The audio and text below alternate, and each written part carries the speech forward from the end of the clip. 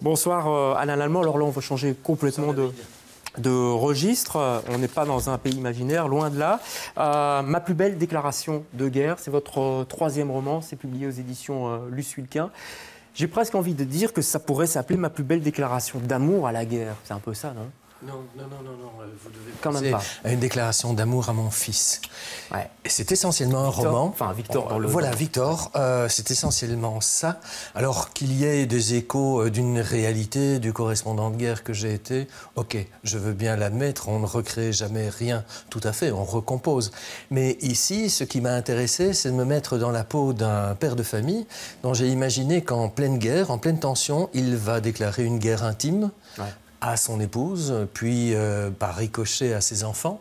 Et vous allez suivre en tant que lecteur ces deux fils de guerre, les guerres qu'il suit de manière professionnelle. Il faut expliquer peut-être à Alain Lallemand qu'il travaille à la Croix-Rouge. Hein. C'est un urgentiste. Ouais. Et donc il se dit un jour, tiens, j'ai une grande idée, je vais essayer d'ouvrir un hôpital dans la zone talibane, sous influence des talibans. Donc je vais aller négocier avec Mollah Omar, rien d'autre. En Afghanistan. En Afghanistan, la possibilité d'ouvrir une maternité. Une maternité, c'est extrêmement incisif comme projet parce que vous devez demander aux talibans de pouvoir traiter les femmes dignement. Alors on peut évidemment, on peut là commencer à négocier. Et lui qui s'est mis en guerre avec sa famille, qui se met en guerre un peu avec tout le monde parce qu'à partir du moment où on essaye d'aider les talibans, ou on essaye en tout cas d'aider la population des talibans à vivre dignement, on est un peu en tension tout le temps. On se met forcément des gens à dos aussi. Voilà, et ces deux guerres vont se percuter parce que vous avez ce père qui est dans l'urgence médicale, et puis vous avez ce fils, lui, qui est dans l'urgence d'une guerre que nous vivons tous, qui est en train de monter dans nos sociétés. Nous sommes de plus en plus, on s'habille en kaki, on a des relations sociales ou professionnelles qui sont de plus en plus militaires, qui sont de plus en plus belliqueuses. Lui, c'est un jeune garçon de 17-18 ans. Une vision pessimiste, là, quand même. Oui, je pense que vous pouvez avoir aujourd'hui une vision extrêmement pessimiste, en tout cas, c'est la donnée de départ du roman. Et puis, je montre qu'en fait, quand les choses vont rebondir, eh bien, vous pouvez vous attendre au meilleur, parce que lorsque vous prenez la vie à pleine main, lorsque vous osez à la fois être plein citoyen du monde et vous battre de l'autre côté de la planète, ouais, et assumer toutes vos obligations en tant que père attentif. Est-ce que c'est possible, Alain Lallemand? Est-ce que c'est possible de joindre ça? Parce qu'au début du roman, vous le dites bien, il a l'impression, Roch, puisque c'est le protagoniste, il a l'impression que sa vie de couple n'est pas au centre de sa vie. Je pense que la vie de couple de tout un chacun est juste un des piliers d'une existence. Vous avez vos réalisations professionnelles, vous avez vos réalisations peut-être artistiques, vous avez vos relations avec votre époux, votre épouse, avec vos enfants, et c'est un ensemble. Et nous sommes tous, vous, David, moi, nous sommes tous des jongleurs à la chinoise, des jongleurs d'assiettes en train de se dire, tiens, je donne un petit coup là, je donne un petit coup là, et j'espère que rien ne va véritablement se casser la figure. Ouais. C'est ce que nous faisons tous. Est-ce que c'est possible? Moi, je suis un homme heureux, personnellement. J'imagine que mes héros sont également heureux. Quoique. Et pourquoi écrire ça? C'est votre troisième roman, on va peut-être parler des précédents après, mais pourquoi écrire ça? Parce que je pense qu'il y a une urgence. Il y a une sorte d'urgence de dire, attention, ces guerres que nous livrons très loin, elles sont en train de remonter chez nous.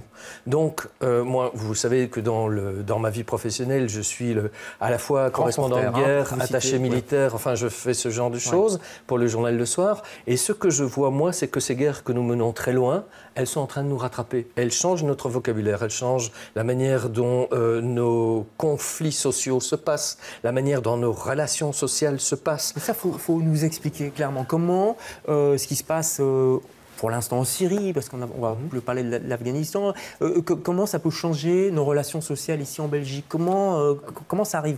Vous l'avez dit, David, voilà, c'est très simple. La Syrie, par exemple, le nombre assez réduit de jeunes Belges qui sont partis combattre en Syrie ont changé fondamentalement la manière dont on contrôle l'ensemble de la population. Ça, c'est une donnée. On changeait radicalement. Ah oui, tout à fait. Et alors, on ne s'en rend pas compte, mais moi qui suis également les services de renseignement, je vois que non seulement la politique de la Belgique, la politique de l'Europe, la politique des États-Unis, et tout cela nous regarde. Et tout cela nous regarde, sans mauvais jeu de mots, dans votre téléphone, dans vos communications.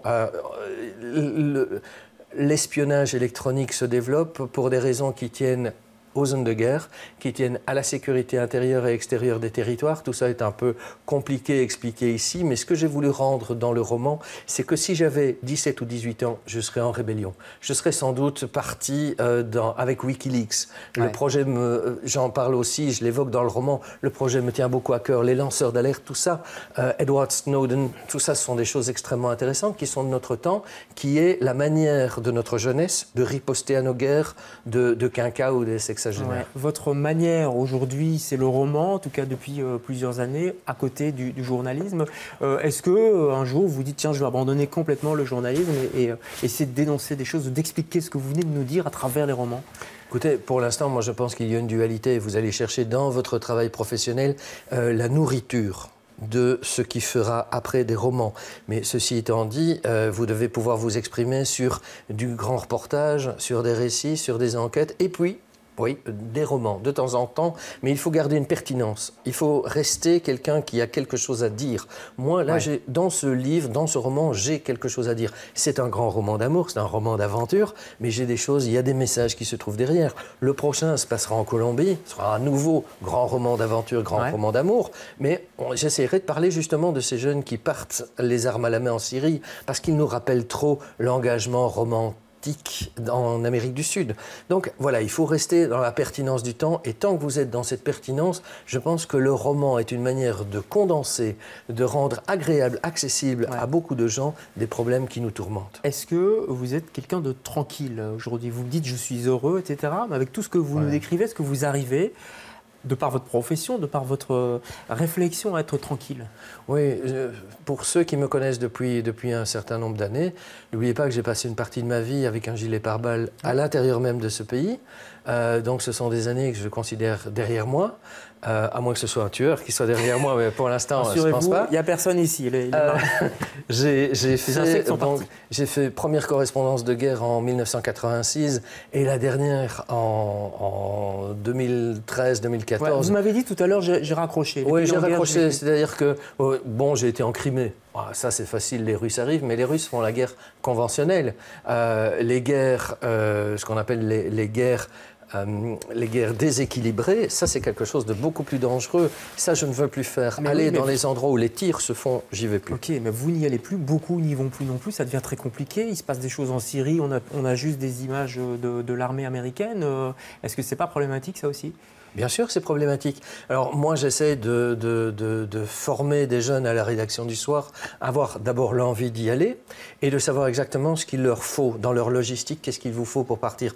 Ne partez pas comme tous ces jeunes qui se disent on va se faire une réputation là-bas, c'est trop dangereux. Il faut savoir exactement dans quel territoire vous allez, il faut avoir un peu de moyens, il faut que vos rédactions soient derrière vous et surtout, il faut avoir des objectifs, il faut avoir une éthique.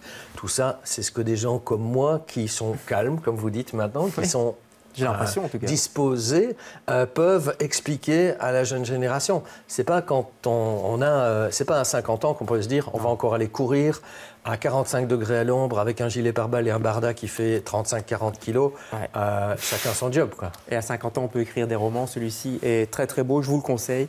Avec toute la réflexion qu'on vient d'avoir avec Alain Lallemand, ma plus belle déclaration de guerre, c'est aux éditions Luce Hulquin. Vous êtes fidèle aux éditions Luce Hulquin. C'est vraiment un miracle pour la Belgique francophone d'avoir une éditrice qui fait attention à la littérature. Je vous rappelle que du côté flamand, de Bézigue-Bay vient de fermer ses portes.